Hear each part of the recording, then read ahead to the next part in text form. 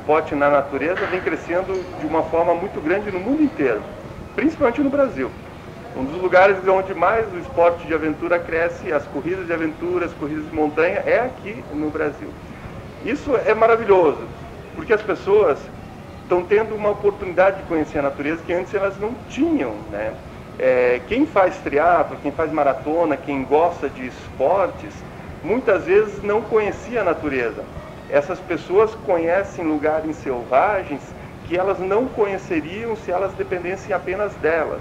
E a organização da prova, principalmente as boas organizações, escolhem lugares muito apropriados, de uma beleza cênica, de um lugar realmente onde a natureza pulsa com vitalidade, e que joga essas pessoas literalmente no meio desse ambiente selvagem, para testarem seus limites, para a sua capacidade física e técnica, e para conhecerem a natureza.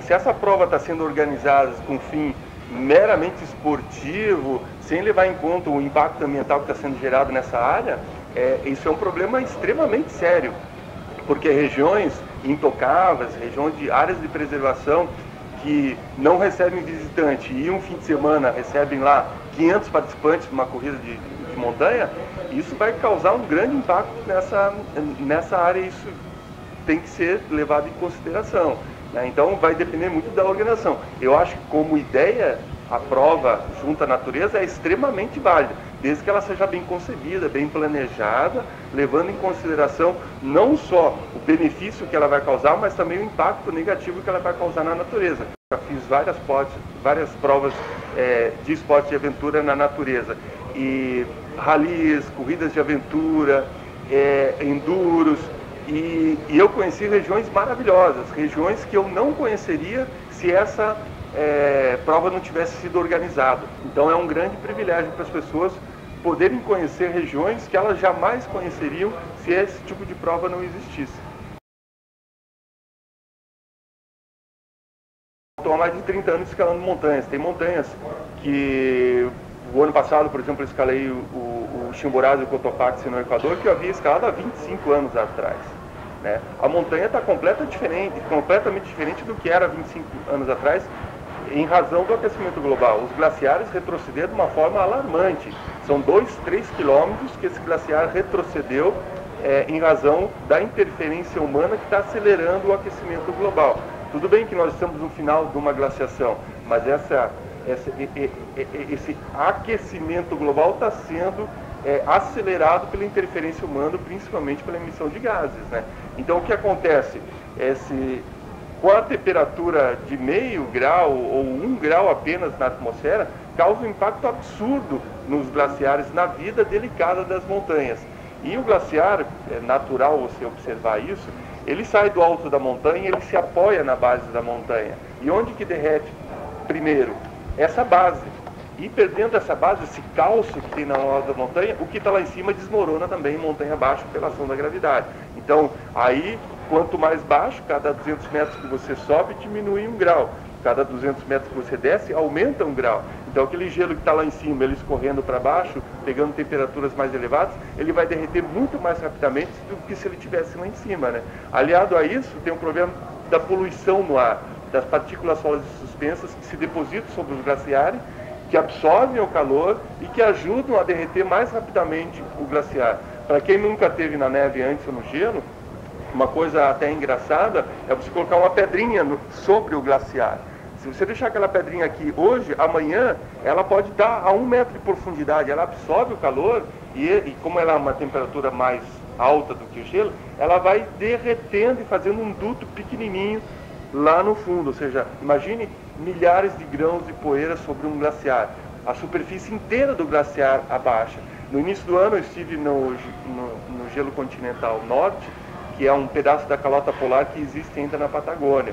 Só existe em 2 lugares no mundo isso, que um pedaço da calota polar que ainda está no continente. E esses 2 lugares são aqui no sul do Chile e no sul da Argentina. Eu fui no campo de gelo norte. No campo de gelo do norte, todo ano, cerca de 1,5 metro da superfície do gelo, esse gelo tem 1.500 metros de espessura, ele diminui 1,5 metro por ano essa espessura em razão do aquecimento global. Ou seja, é uma superfície de 100 km por 50 km de largura. É muito gelo, é muita água derretida, e isso é praticamente irreversível, porque a neve que ainda cai, ela não consegue repor esse gelo que está sendo derretido. Essa neve eterna, esse gelo eterno, ele está sendo consumido, já não é mais eterno, não há reposição. Isso vai causar impactos violentos para a vida na Terra, para nós seres humanos. Então é bem provável, nós somos rumo a um colapso.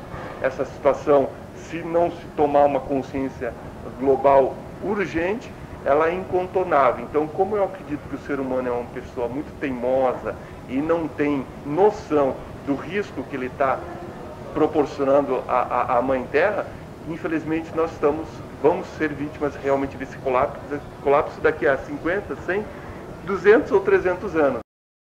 O desmatamento, o desflorestamento é algo notável também. O ser humano não se contenta, ele está avançando sempre nas florestas, sempre desmatando. Isso faz com que as fontes d'água sequem, isso causa desertificação em vários vales, não só a falta do glaciar no topo das montanhas, que também seca as fontes d'água, mas aí é uma ação mais consciente do ser humano. Ele corta uma árvore, ele extermina todo um manto florestal em cima de uma montanha, e aquela montanha vira um deserto.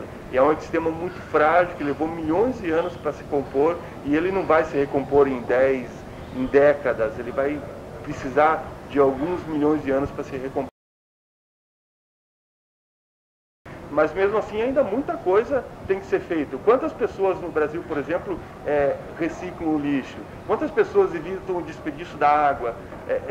Ainda é muito pouco diante de uma grandeza de 200 milhões de pessoas. Ainda é muito pouco a nível mundial diante de uma grandeza de 6 bilhões de seres humanos vivendo. Então é dramático, é dramático. Eu já fui para regiões superpopulosas, como a América Central, como a África, como a Índia, por exemplo, e o caos humano já está instalado. É incontornável o que você vê na Índia, é incontornável o que você vê em países como El Salvador, aqui na América Central, como é no Haiti. Ou seja, o controle do ser humano sobre a natureza já se perdeu há muito tempo, e não há nenhum interesse, infelizmente, dessas civilizações de retomarem esse controle, né? Infelizmente é isso que a gente vê. Enquanto isso a vida continua, enquanto isso a gente continua vivendo nas grandes metrópoles, completamente alheio a essa ameaça que nós seres humanos estamos vivendo. Infelizmente, por quê? Porque as pessoas não sabem que aqui do lado de Curitiba tem uma serra, que tem fontes d'água, que tem animais selvagens. Elas não sabem que isso é importante para a nossa sustentabilidade, para a nossa sobrevivência. Se elas soubessem, talvez a gente tivesse uma postura diferente.